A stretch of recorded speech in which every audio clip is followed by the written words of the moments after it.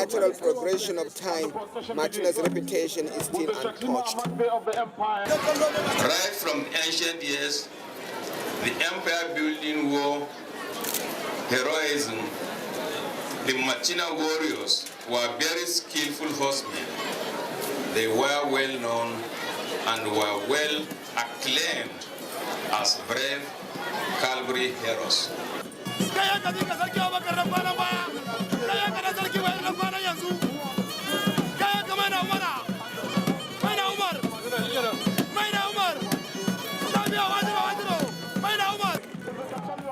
Aware of his prowess, combined with the breathtaking elements of historical and cultural significance, Machina Emirate made it a duty to every year stage a cultural festival to showcase what endowment they have in culture and tourism, and how easily governments and private sector can cash on this rare event to elevate their business and their people. The rich cultural festival have been part of what made the great ancient Kenim Borno Empire under the Sefawa dynasty, to which Machina belongs, a very famous and powerful since centuries past.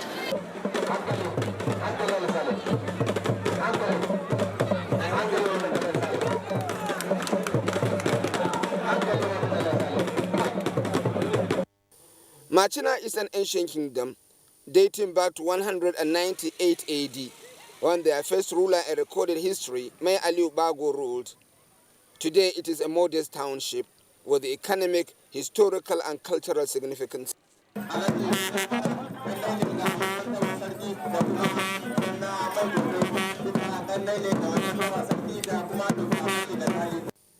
The route to Machina from Kano was quite a picture.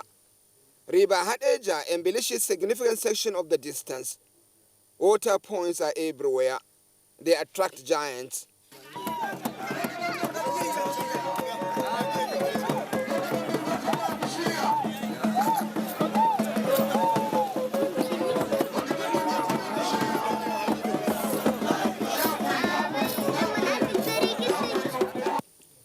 In Nigeria, many people may think that pastoral life in Nigeria belongs to keepers of cattle, sheep and goats only. The route to Machina is a rich picture of pastoralists tending camel. It is a sublime sighting.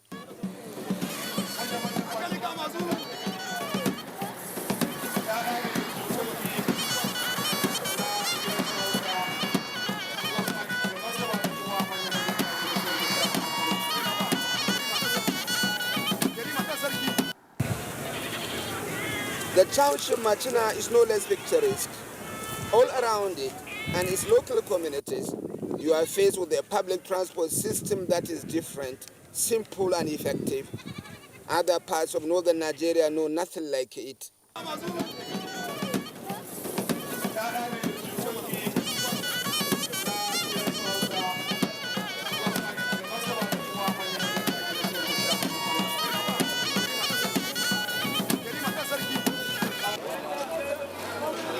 There is this market day scenario too, a picture where vehicles are loaded to the high heavens to make the journey back home through the desert and at dusk.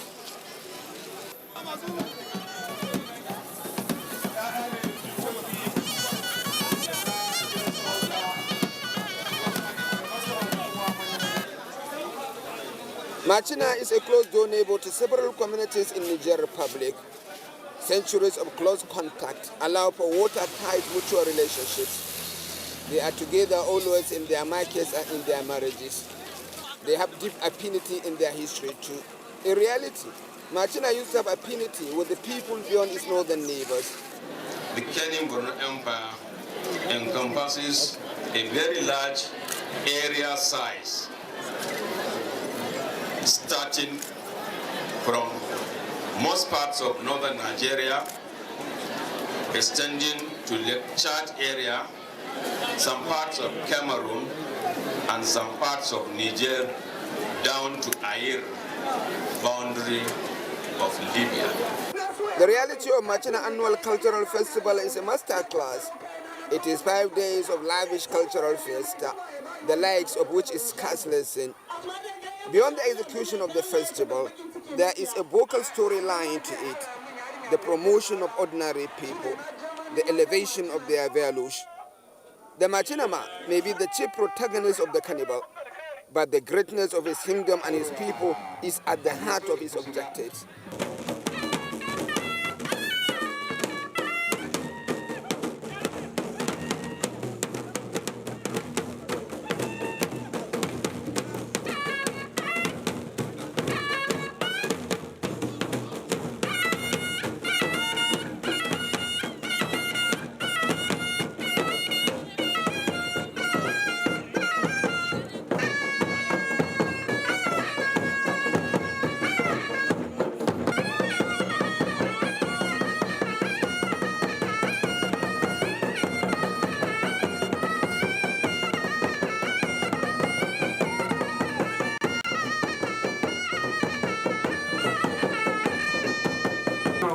A key feature of the Machina Annual Festival is horse racing.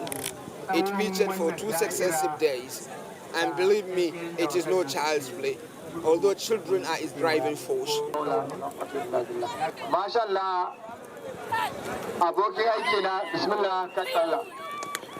To lamba biyar kasunan shibo ke gaba sai lamba biyu. Horse racing, once popular all over the north, is a dying business now.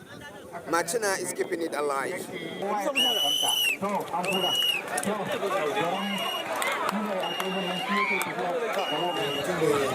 All racetracks are resurfaced. Younger children are meant to run the races and to take care of the horses. Public interest is regenerated, and the horses are back on the race courses.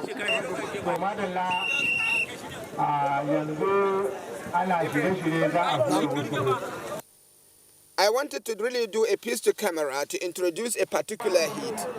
The horses took off ahead of me and I lost my lines. I did not miss the spirited race though. There is a talking point on this one. One of the horses lost its young rider, but it continues with the race nonetheless, riderless. It was racing so spiritedly it could have come first, but for the efforts of the 2 other riders. That horse emerged third. It received no accolades though for deserting its rider. Between races, the Persian interlude sufficed. They were displays from one of the legendary horse racers of old in Machina. Royalty are reputed to be the major supporters of horse racing in Nigeria. There are not less than 20 emirs from across Nigeria for the Machina race. They in particular want support from the federal government to bring back horse racing in Nigeria to its former glory. The key start to the horse racing event of Machina Cultural Festival is the reality of young boys, very young if you ask me, handling stallions with expert hands and fearlessly. It is a master stroke.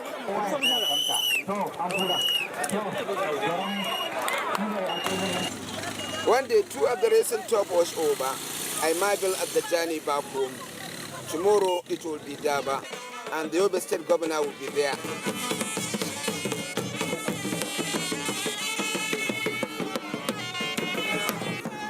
Wait a minute though. The day of Daba was the grand finale of the Machina Cultural Festival. The night before it, however, was beautifully engaging. True to the objectives of this festival, grassroots sports were a dominant feature of it. Youth were at the center of it all. The night brings to light Langa.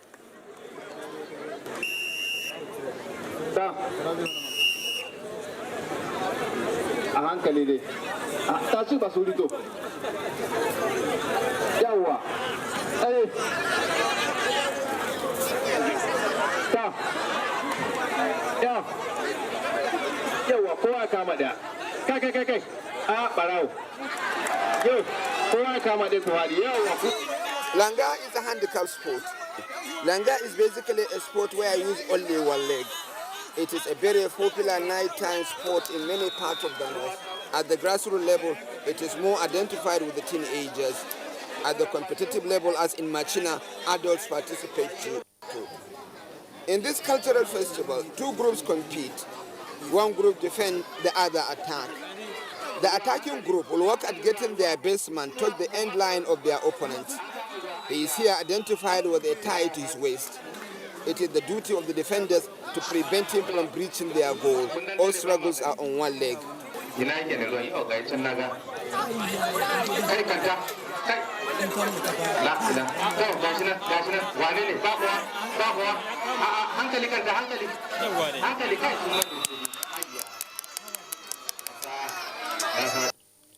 The night langa is a knockout challenge. The final is on the day of Durbar.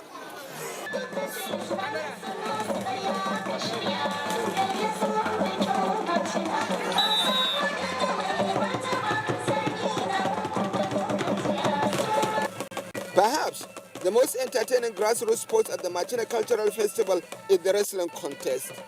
It is a high voltage contest.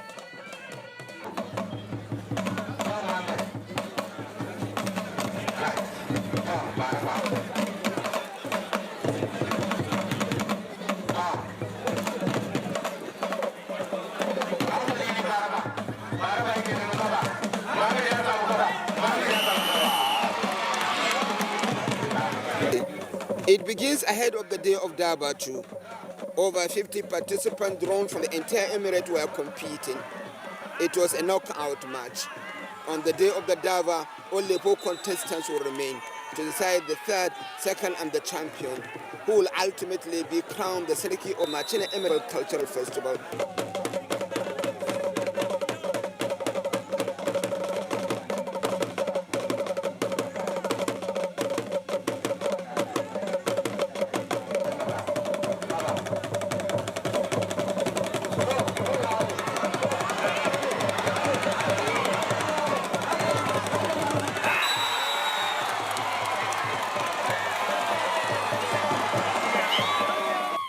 I've almost preempted the Great Machina Durbar. It is a spectacle. Generally, Durbar Festival is identified with the north. Machina is the epitome of excellence in its execution.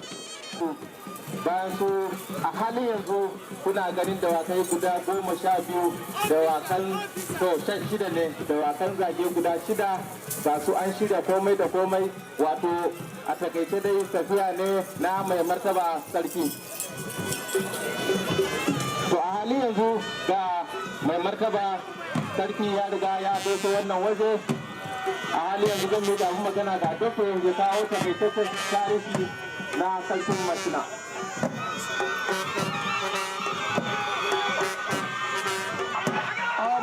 Yes, on the day of the Durbar in Machina, the outgoing governor of Yobe State was there. So was his successor.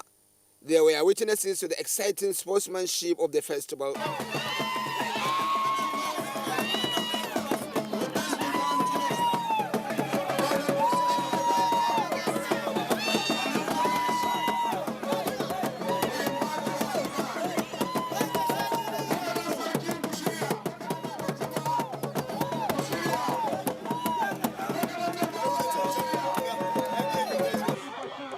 There was a point in the conduct of the Durbar when the Emir of Machina, His Royal Highness Al-Haji Bashir Al-Bashir Bukar, dismounted, and all chieftains came forward in their mount to pay homage to all the guests around.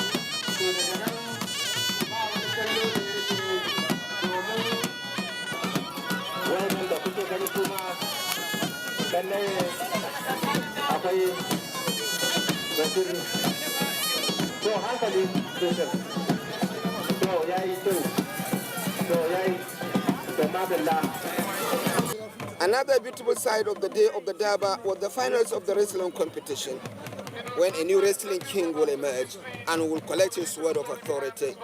It was a cracker. First, the match decided the third place.